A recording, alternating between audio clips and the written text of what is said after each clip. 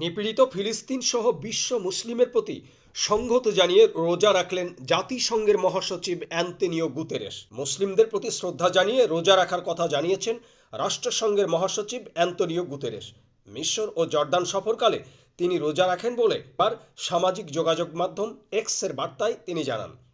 রোজা রাখা প্রসঙ্গে গুতেরেস লিখেছেন, রমজানের এই সংহতির মিশনে রোজা রেখেছি। মূলত আমি যে মুসলিমদের সাথে দেখা করছি তাদের বিশ্বাসের প্রতি শ্রদ্ধা জানিয়ে তা করছি। অবশ্য গাজায় অনেক ফিলিস্তিনি সঠিকভাবে ইফতার করতে পারছে না জেনে আমার অন্তর ভেঙে পড়েছে।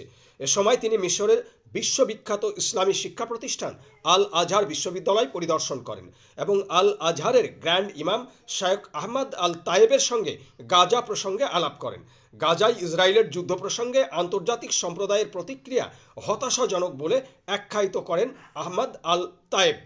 বলেন, গাজায় যা ঘটছে তা পূর্ব পশ্চিমের মধ্যে যোগাযোগ ও সম্প্রীতির প্রচেষ্টা দুর্বল করছে, যা আমরা বছরের পর বছর ধরে উভয়ের মধ্যে ব্যবধান কমানোর চেষ্টা করে আসছি। গাজায় আগ্রাসনের বিষয়ে আন্তর্জাতিক সম্প্রদায়ের প্রতিক্রিয়া খুবই হতাশাজনক। মহাসচিব গুতেরেস বলেন, ফিলিস্তিনি জনগণের সুরক্ষা ও সমর্থনে শক্তিশালী কণ্ঠস্বর হিসাবে আল আজহারের প্রতি আমাদের কৃতজ্ঞতা জানাচ্ছি।